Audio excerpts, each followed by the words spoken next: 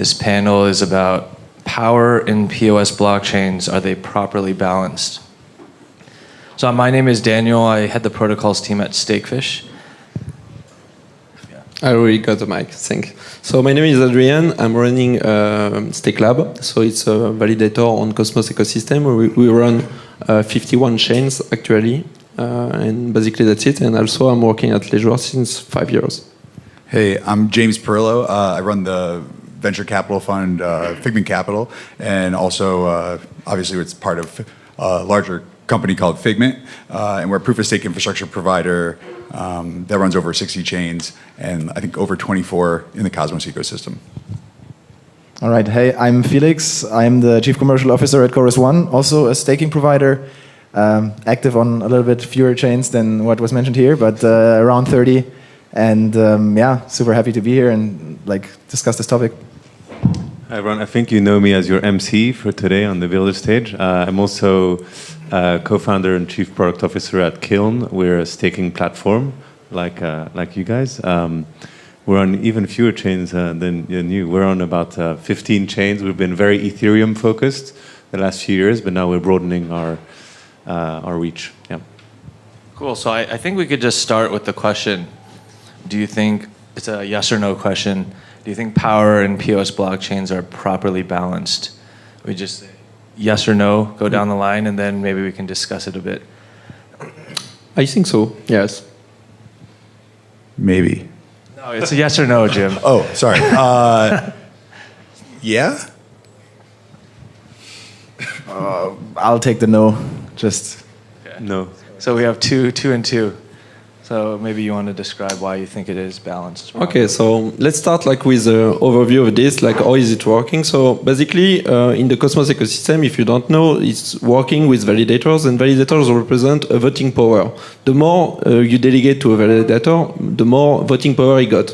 So if he, on his side, try to say yes on a governance proposal, it will basically, if he has 10% of the chain, put 10% in a yes for the proposal.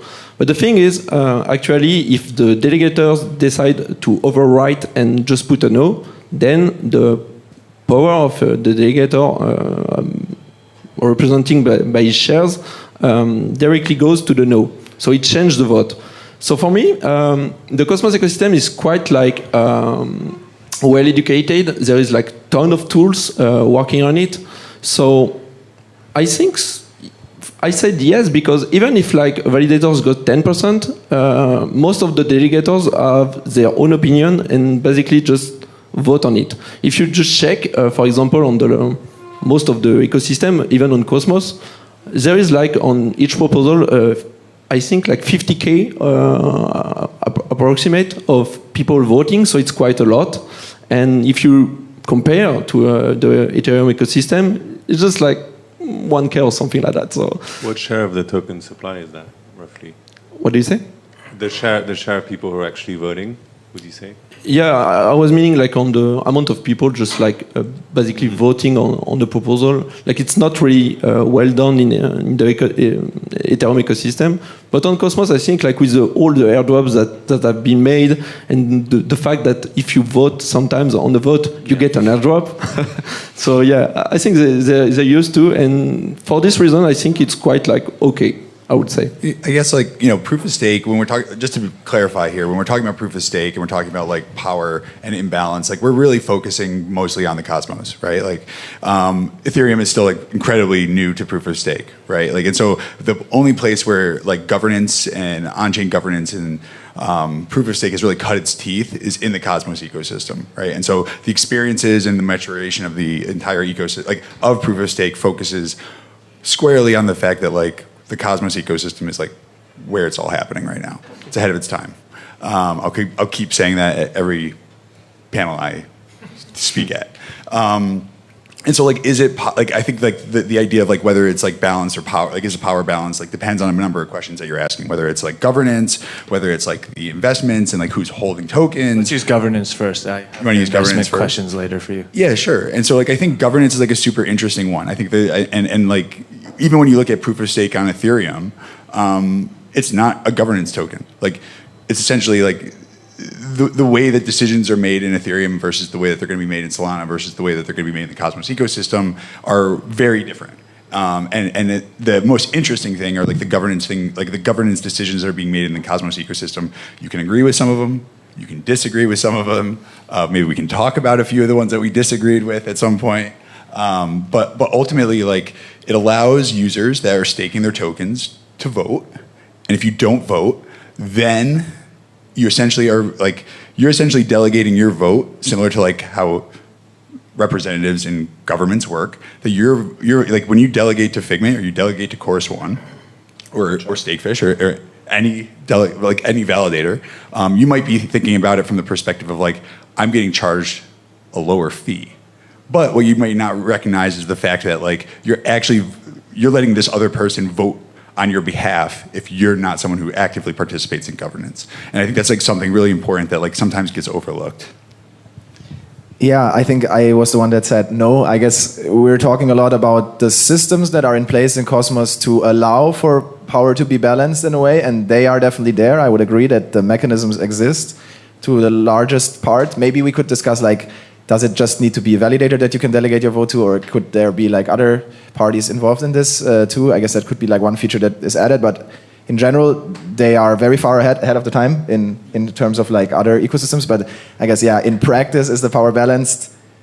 Probably no, because yeah, there's a lot of problems with, I guess, also token distribution, who holds the tokens in the first place, and apathy, and like your vote doesn't matter, you just don't care about it, and like, yeah, a lot of things that make it in the end not so balanced as it probably could be. But the mechanism is there, I would say that.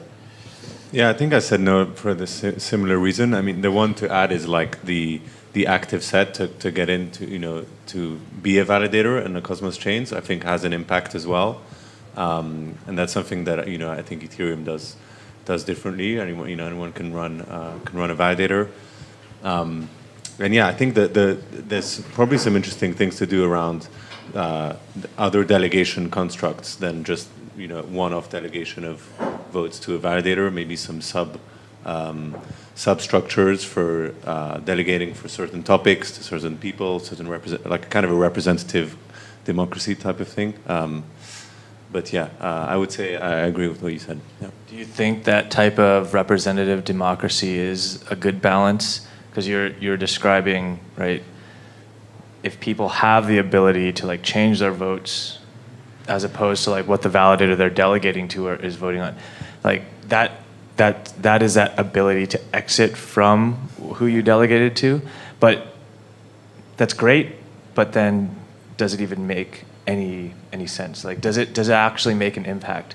And if that balance is, if you have a balanced ecosystem that is balanced, you want that balance to represent the power to do what you just said. Right? Yeah, I think there's like two different types of validators, and we should probably be clear about like the types of validators that exist in the space, right? You'll have like enterprise grade validators, right? There's institutions that are staking to Figment, right? And the organizations that are up here, and we're all trying to like, and so institutions are delegating to us because maybe they don't want to participate in governance, right?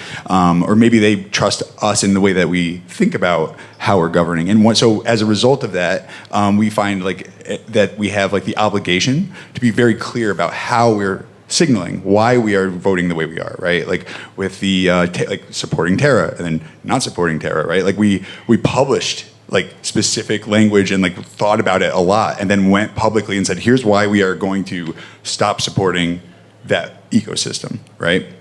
There's also like core devs that are validating on these chains, and they're doing it for like they've contributed to the code, they're gonna run their own validator, and you know what, you should delegate to them as well, because like they are making the network and the ecosystem better. And so like you should be delegating to them as well. And so that's a different type of person and a different type of token holder that might be able to delegate their tokens to that validator, maybe because you appreciate how they're thinking about the space slightly different. Maybe because you think that they, you know, they deserve some like economic incentive for like the work that they've done. But like there's essentially more than one type of validator out there, right? And like we should like really think about like how we're delegating and making sure that we're doing it in like a responsible way, depending on like who you are and what you're like, how much time you have and like what your value, like what you value. I want to. Does anyone have comment on that statement? I think, yeah, like one thing I guess worth mentioning is that, yeah, many people, like governance is a complex topic. These blockchains are complex systems, and there is, we are very close to the problems, and maybe the core engineers too, right? The validators that people delegate to, people trust that we understand it better, can make a better choice than them because they just don't understand the problem in the first place, which is also like an education problem, but also just a time issue. And so I think, yeah, that's why people do it, and yeah, it makes sense. And people like look to Chorus One, right, for like where you, like it's a signal, right? And they look at like sometimes hopefully they're looking at Figment as well, right? And it's like, what are you contributing? How are you explaining your position? And like other validators that maybe are a little smaller, right? Like and don't have as much time. Like they want to understand the situation, and maybe sometimes they can't like fully spend as much time. And so like by seeing how we are thinking about the space and disclosing it, it allows other people to like. It gives a signal, and it also helps people like frame their own, make their own decisions. Yeah. So you brought up really interesting points around, right? Validators are communicating with each other, right? You guys get to see like what actually happens behind closed doors, maybe, right? You're saying like, hey, you'll get a DM, and it's like, what are you voting on this proposal for? And then is it just like a follow the leader kind of concept, or you're seeing like someone votes on a controversial proposal, and then everyone just like, right, that one domino falls and everyone else does. But like the point that you said, if there's a core dev that is also running a validator, right? Part of like the existence of these independent third-party validators from these foundation teams that created the code, the core devs, like the independence is there for like a check and balance. So then if there's a core dev that's running a validator, where is that check and balance coming from? Is he checking himself? Or like how do you separate that, right? Because if they're not, then you might as well just put them under one entity, under an umbrella. Good question. So, I mean, I think core devs, right? I mean, like someone who's contributing to the code and is like working and like maybe producing some content, and is also like I think Jacob's a good example, right? Someone who's like core to like the ecosystem of the Cosmos, does a lot of goodwill, generally, and also like and runs Validator. Like, do you want to delegate some tokens to him? Sure, you should, right? Cool. He like is adding value to it. No, I mean like I think like we've asked like a different question, like you were sending around some of the questions, and one of them was like, oh crap, I forgot what the question was. But no, I think like you should be able to contribute to. You don't have to delegate all your tokens to one validator, right? And so like you can like level it however you want to, and you can like delegate to a number of different validators within the same chain. You can delegate your rewards to a different like validator than the ones that your principal investment is to. So I mean, it's not like a all or nothing like sort of answer. I think it's like nuanced, and it should be, and like you should kind of spread it out a little bit. Yeah, actually, you put a good point. Like usually, the delegators thinks like the easy part, like the ease of use. So I'm gonna put like all my bags in the same validator. But the fact is, even like in any financial things you're gonna do, if you put your bag in one token and it crashed, then you lost everything. So you should just like consider as a delegator, and even if you're a company or anything, to distribute to the contributors. And actually, there is tons of good contributors, as you said. Even Jacob is a very nice one. But there is something like you should separate. There is kind of like here in the panel we have, for example, Kiln and Figment, and they run validators for other people. That's right.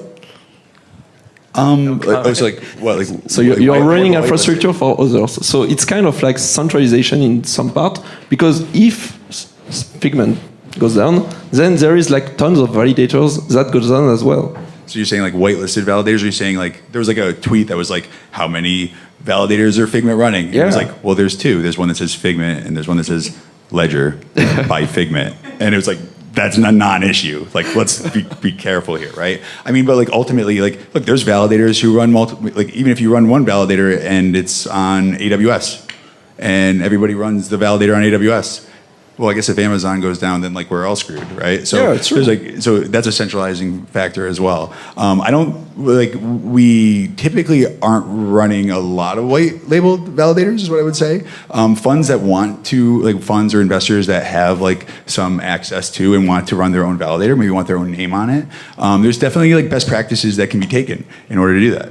One way would be to like make sure that one validator is running in a different geolocation than another. Another one would be to like run it one on AWS and run another one in like maybe Google Cloud and another one in bare metal. Like there's ways to like make sure that it's like not completely like central point of failure. But I don't think there's like a lot, like most organizations are not running like Yeah. five validators out of 100 or something like that. That would be considered probably like not best practice. I would say one big centralizing force is just the nature of the active set, right? Like you look up the list of validators, you probably delegate to most people probably delegate to someone who's up there, right? Because they're not likely to drop off the active set, right? I think that's a pretty big problem.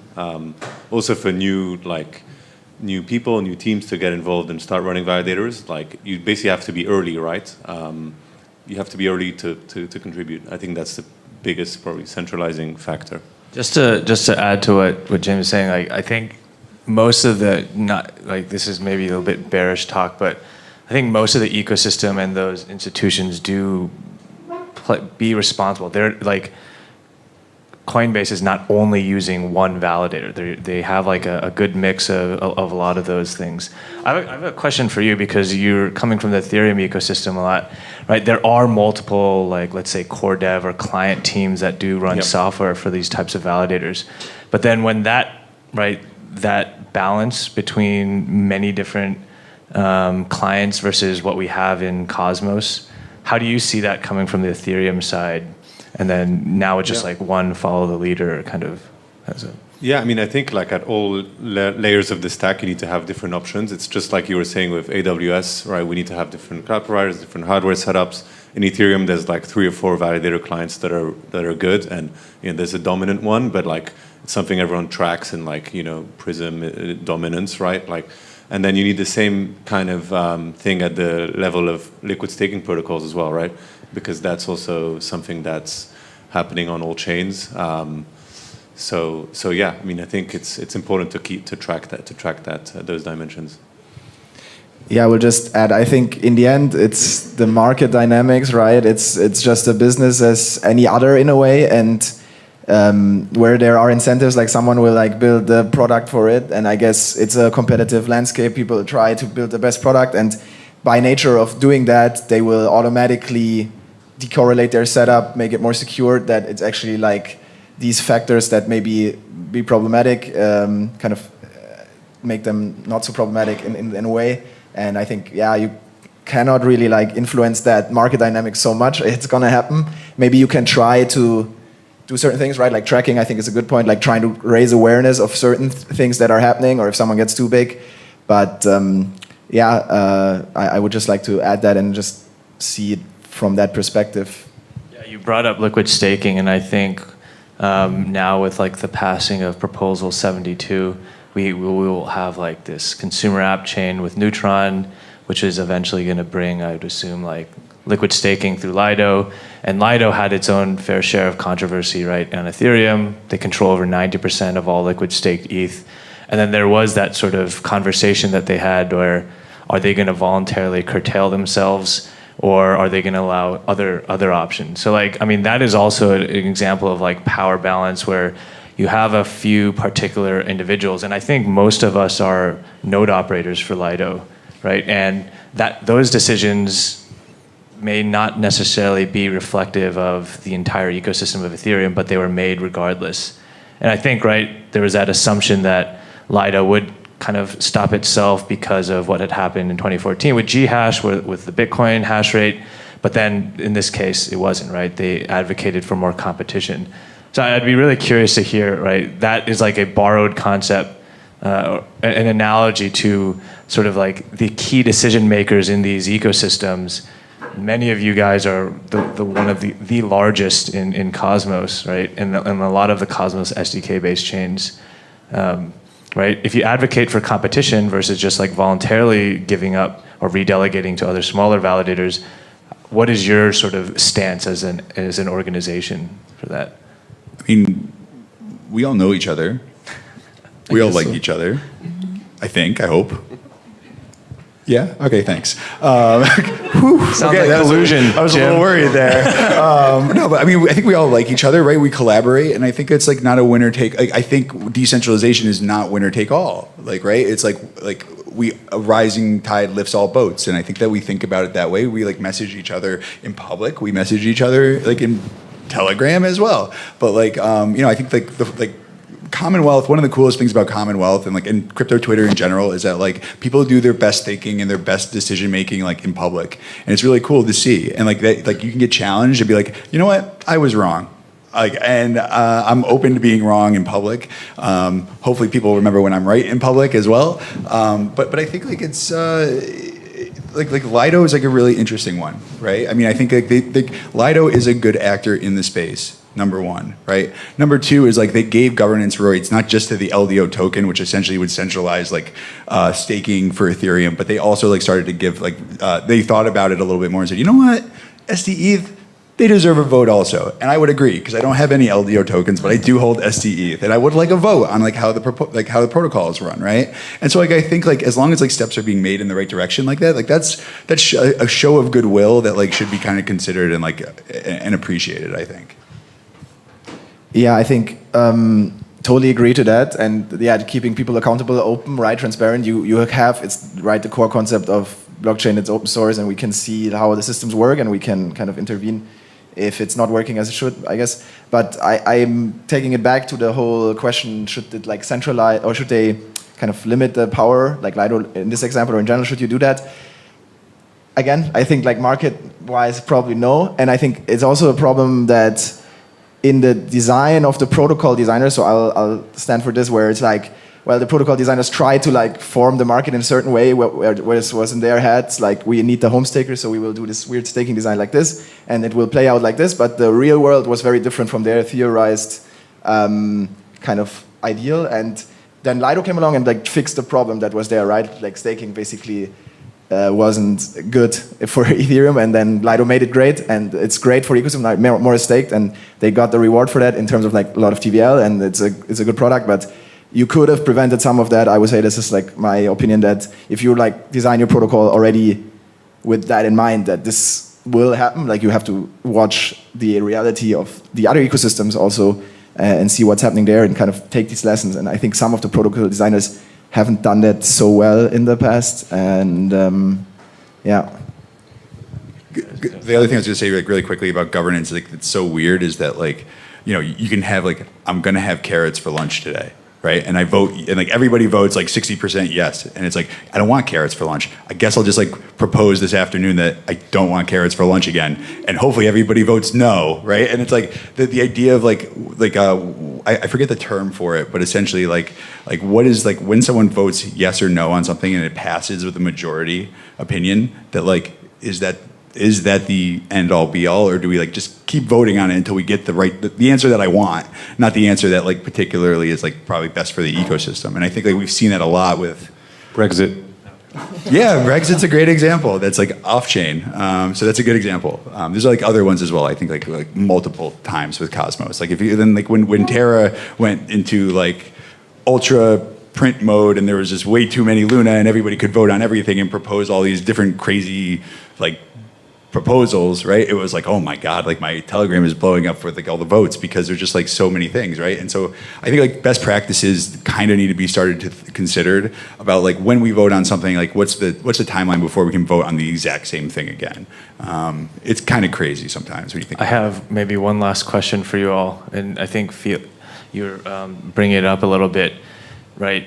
The initial set of validators that get established when new chains pop up is quite rigid, it seems like, and that is also right around like this power balance in who governs these chains, and it usually is sort of like the usual suspects. Like you guys are always there, like we are there often. How do you see that changing? And like, right, you were talking about like efficient markets, right? You should see this sort of redelegation But yeah, I'd be curious as to like how you guys are thinking, if you guys think about it at all, right? If you don't want to curtail yourselves on purpose and you want to see other competition, but then it's like you get the pitch deck first to like invest, and then you get like invest in them, and you get like incentivized testnet tokens and more foundation delegation because they want to be friendly with you because you can support them. So I'd be curious as to like all four of your opinions on like what should be done with like these actually inefficient movement of tokens and redelegation on validator leaderboards.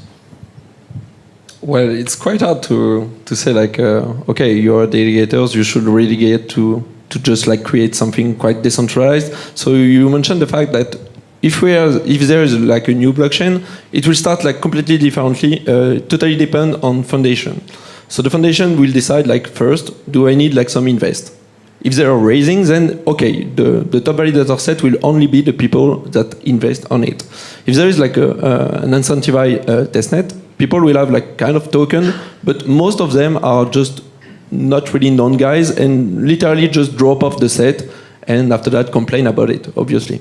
But the fact is, yeah, it's a decentralized world. Like if someone want to put like 100 million on the table and just be first and try to have like most of the chain, you cannot do anything about that. So the only thing we have seen in quite low amount of chain is like the foundation got the fund and delegated quite nicely to everyone. So it will be like something like 2 or 4% of the chain to everyone. So it's quite like I don't know if you look at it, but for example in Sentinel in the Sentinel blockchain, it's quite like well reported.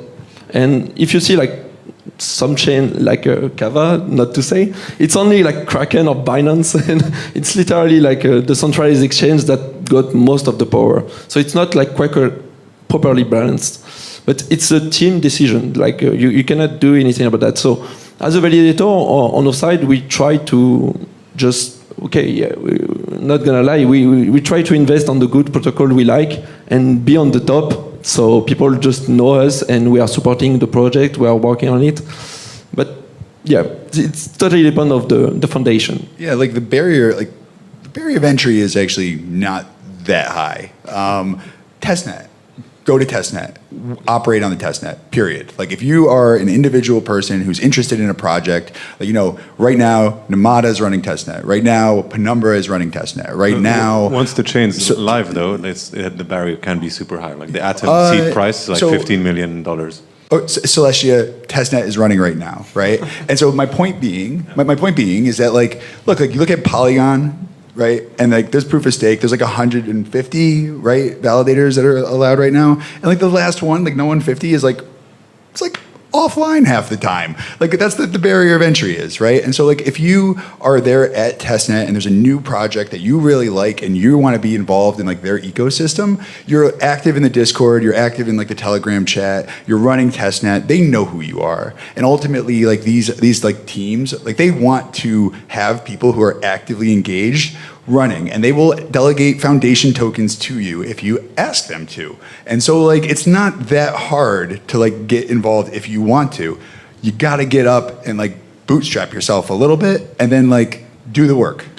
Yeah, if you are just like trying to create your brand and get on the active set, it's a fucking war, man. You have to go deep, like literally like talk to them every day and go hard and literally it's commercial things, like it's a business. Yeah, it's a business. And the other thing I would say is like that Figment will help. Like we will absolutely help you. Right, let's hear what Felix has. Go ahead, sorry. Thank you. Oh, yeah, I think, so I think in general, right, this is a problem that happens in many places in the world where the people in power get like lazy and they shift the money between them in a way. And I think the Cosmos ecosystem is like nicely designed to kind of disrupt that by being like many chains and like kind of evolutionary from the ground up, where new chain will spring up and then there is a new opportunity for other people to get into power in a way, like what we're saying, right? You're going in this new ecosystem, you can establish yourself there, and maybe that new ecosystem will disrupt also like some of the older ones, because I guess there is certainly some dynamics where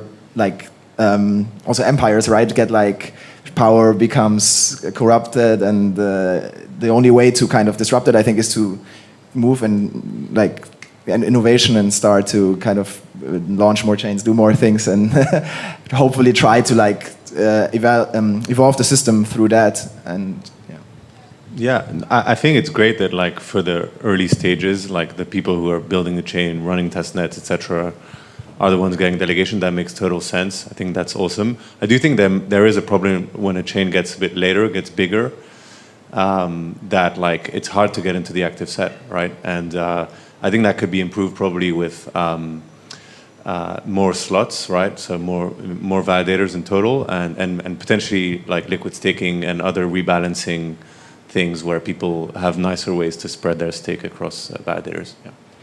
Awesome. I think we're up. Thank you so much, guys. thanks, Daniel. Thanks.